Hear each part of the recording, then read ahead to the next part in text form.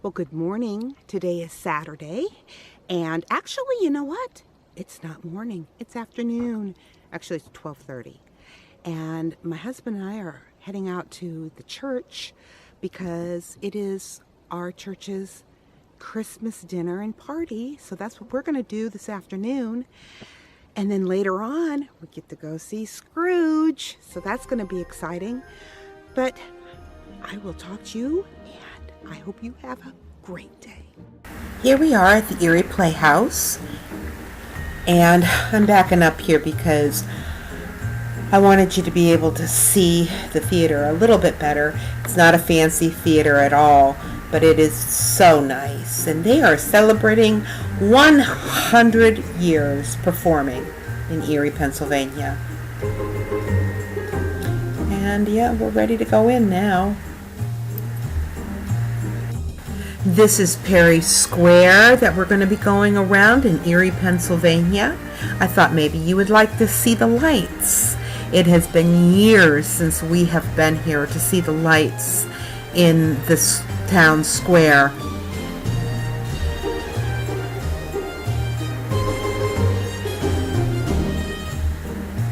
Here we'll be turning on to what is called North Park Row.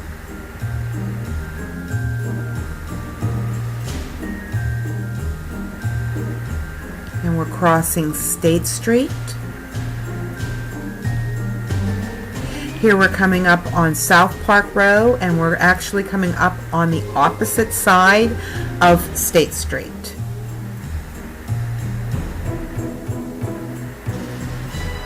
And this is a new building that they made, kind of like a pavilion, but more enclosed and sheltered. I thought it was quite lovely myself.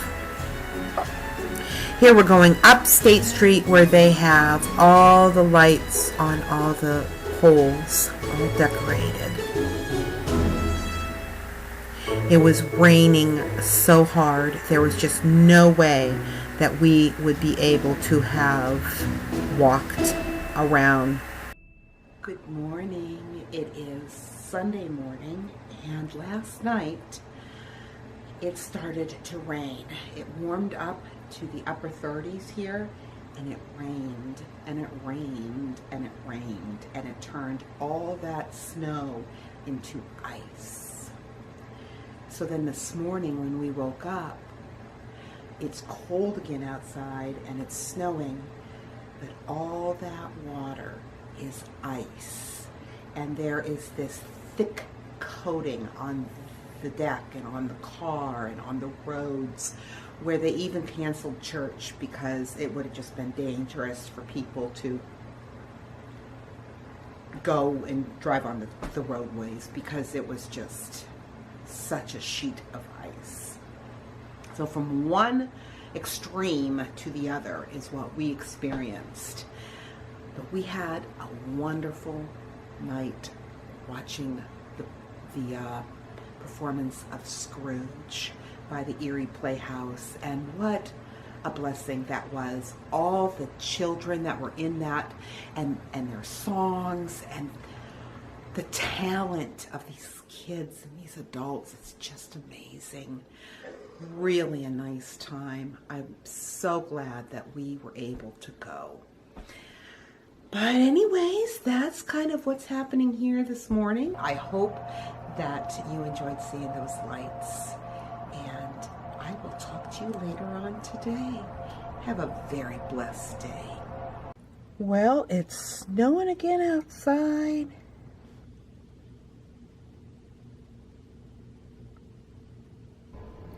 Well, hello everybody.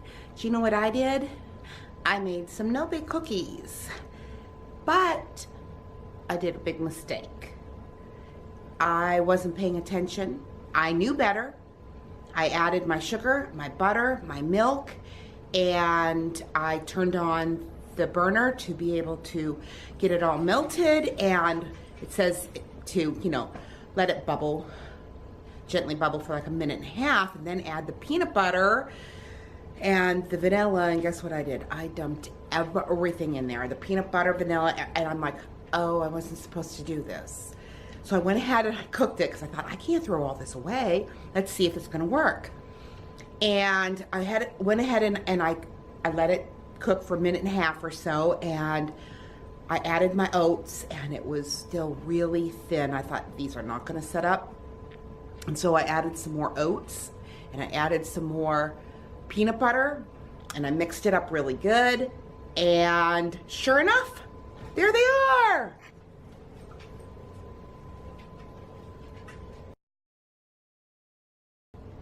Anyways, I'm here alone.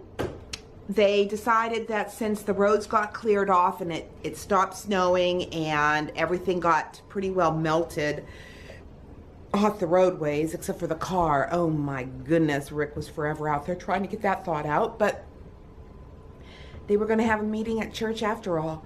But I stayed here, and because he also had a business meeting at church, and then there was going to be the church meeting afterwards, so I just stayed home and I'll eat a couple no-bakes. But I hope you had a very good weekend. I hope you stayed warm. I hope you stayed dry. And above all, I pray that you are blessed through these vlogs. And I encourage you to subscribe to the channel and to like the videos, because my goal is to get 1,000 subscribers, and the only way that's going to happen is by the people who are subscribed because they like it, telling their friends, encouraging their friends, and sharing it on their social media sites. So I'm hoping that y'all can do that. And hey, my husband's Texan just came out of me.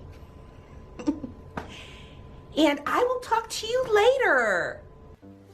Tonight, I wanted to read Psalms 133, verse 1 to you. It says, "How good and pleasant it is when God's people live together in unity." Now, before I go on, I do want to say that we can never, as believers in the Lord Jesus Christ, to ever sacrifice righteousness for unity's sake. But a great example of unity is actually like a puzzle, like a piece of a puzzle, that each distinctive piece interlocks with all those around it. And together, one by one, as they interlock, they form a picture that can only be seen after every piece is been put in its proper place. God calls His children to be one in Him. But unity does not equal uniformity. I'm going to repeat that. Unity does not equal uniformity. You know, at times this causes divisions between the brethren in the church. Perhaps one person doesn't feel comfortable doing something that another person feels comfortable doing. One example might be that someone likes to raise their hand during the singing and the praise music at church. And maybe the one that doesn't feel comfortable doing that feels as though that person is a distraction. Sometimes we even feel that we're doing something, that person is doing something wrong because we're not comfortable with it. But truthfully, the reason why a person is feeling that way is because they've taken their eyes off of God and their eyes are on that person. We need to keep our own eyes on God. God's children They worship and they pray and they celebrate communion, all in different ways. How we prefer to do something when it comes to singing or praying or communion, that is just a preference. God designed us to be individuals. It's healthy to discuss our differences, but after it's all said and done, we need to pull together and we need to be as one. Together, God's children can create a picture of what God is like. We're on display for the world to see.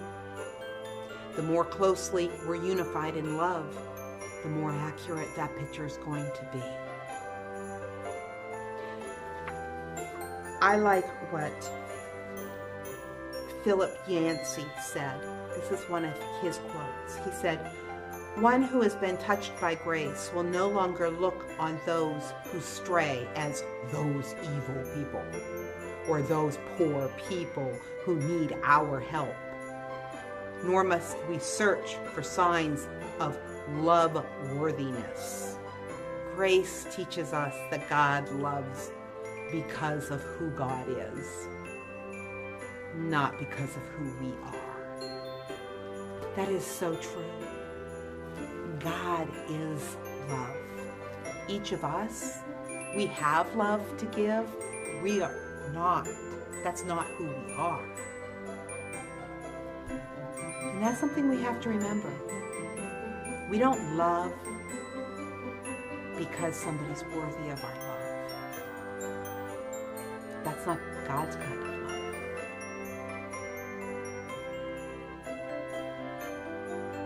Ethel Percy Andrus said, "The human contribution is the essential ingredient.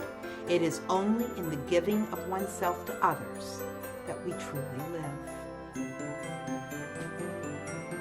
Now I'll leave you with that thought. And remember, life happens. Let's enjoy it. Always strive to live in unity. To love like God loves. But yet we cannot sacrifice righteousness for unity. And we need to understand the difference. God bless and good night.